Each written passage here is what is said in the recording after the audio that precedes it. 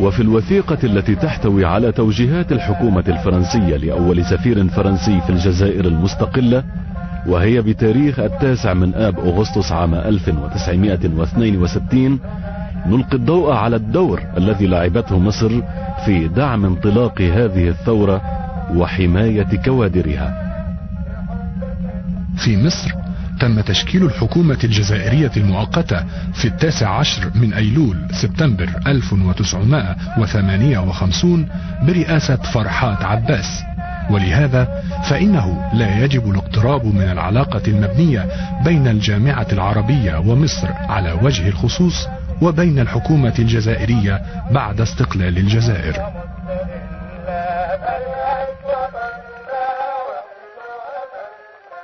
في إحدى غرف المبنى لقاء قوى سياسية وأحزاب من تونس والجزائر والمغرب مع ممثلين عن الأمانة العامة للجامعة العربية ومع المكلف بالشؤون العربية من قبل الرئيس جمال عبد الناصر فتح الديب.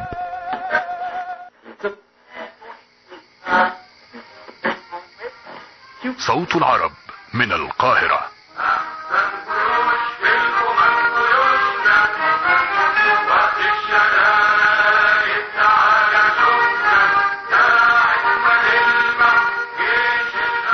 لا نستطيع أن نفهم الدور الذي لعبته مصر وإذاعة صوت العرب في القضية الجزائرية إلا إذا ما انتشلنا من رفوف الخارجية الفرنسية وثيقة تعتبر الدور الذي لعبته مصر وإذاعة صوت العرب تدخلا في شؤون فرنسا الداخلية.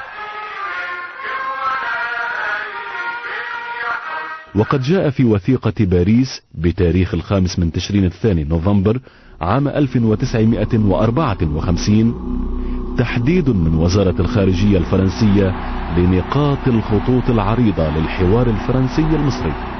الاستعمار عاون فرنسا في الجزائر وفي تونس وفي مراكش. قوات حلف الأطلنطي اللي عملوها وسلحوها وبقالهم 5 سنين بيسلحوا فيها، ولا من أكثر من 5 سنين، وبيصرفوا عليها بلايين الدولارات، كلها انتقلت من أوروبا إلى شمال إفريقيا. فيما يخص الجزائر التي هي أرض فرنسية، نعتبر هجمات إذاعة صوت العرب تدخلا غير مقبول في شؤوننا الداخلية، وليست برامج القاهرة الإذاعية وحدها التي تعادي فرنسا.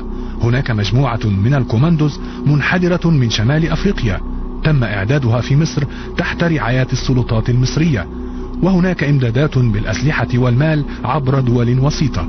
إن السياسة المصرية تعرض حصاد العلاقات المصرية الفرنسية للضرر، والحكومة الفرنسية لن تقبل ببقاء الوضع الراهن، وسوف لن تتردد في اتخاذ إجراءات في كافة المجالات بما فيها الاقتصادية لتفرض على الحكومة المصرية مراجعة تصرفاتها.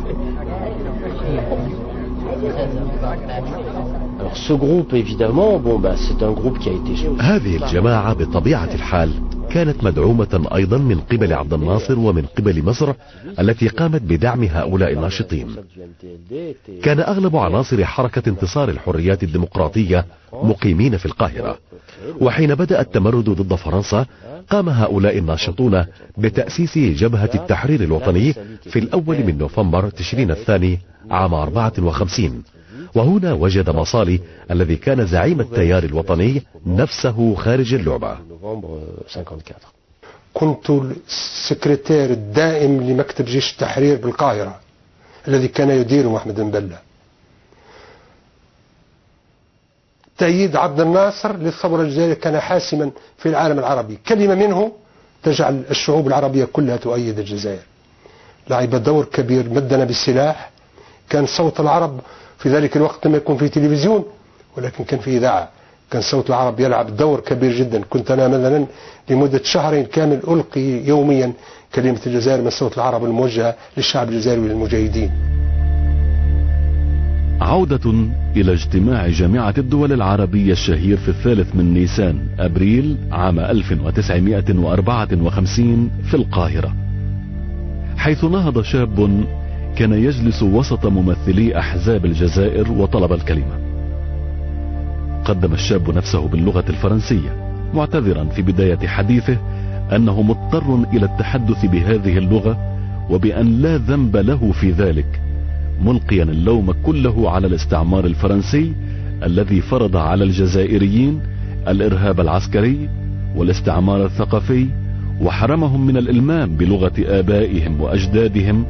وأضاف أنه وأخوة له من أبناء الشعب المخلصين قرروا ضرورة تحرير الوطن، والتزموا بإيمان لا يتزعزع بأن الكفاح المسلح هو الطريق الإيجابي للاستقلال والقضاء على سيطرة الاستعمار الفرنسي على بلدهم، وأنهم لا يطلبون مالا، بل كل ما يطلبونه هو السلاح ليقاتلوا به.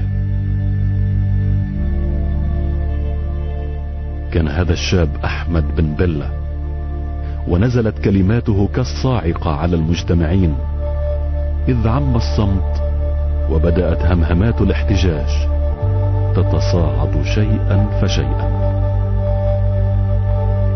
لست أدري إن كان يجب قول تحفظ أو اختلاف، لأن المغربيين والتونسيين كانوا هم أنفسهم يخوضون عملية صعبة في الانفصال عن فرنسا، وفجأة ابتداء من 53 يمكننا القول إن القوميين المغاربة كانوا قد وضعوا جانبا فكرة اتحاد المغرب العربي.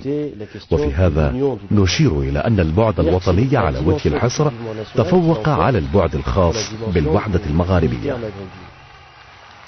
بيد أن الجانب المصري كان الأذن الصاغية لتبدأ لقاءات بن بلة مع المصريين، ولتكون نقطة تحول في تاريخ الصراع الفرنسي الجزائري، إذ حصل الثائر الشاب أحمد بن بلة على الدعم الكامل لحركة النضال المسلح في الجزائر من الرئيس المصري جمال عبد الناصر. رغم تكلمه باللغة الفرنسية، لم تستطع لغة الاستعمار طمس هوية أحمد بن بلة، شأنه شأن الشعب الجزائري.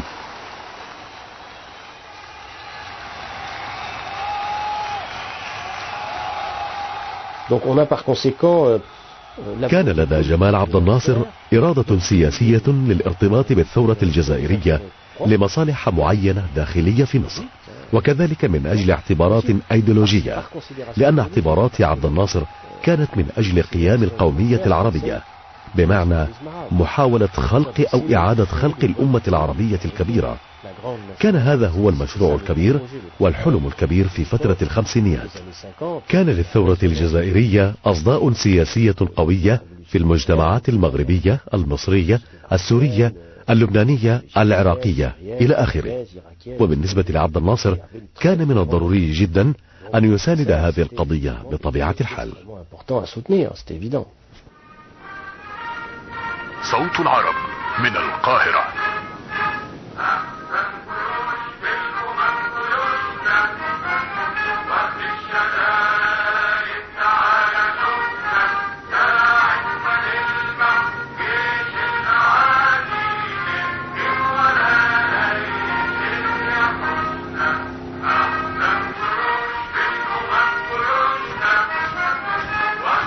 دعونا نرى نظرة الاستعمار للمقاومة الجزائرية عبر وثيقة فرنسية غاية في السرية مبعوثة من باريس، وهي عبارة عن تقرير عسكري حول الأوضاع في شمال أفريقيا، وتحمل تاريخ 9 من كانون الأول ديسمبر عام 1954، لكنها تدور حول وقائع وترتيبات تعود إلى أشهر سابقة.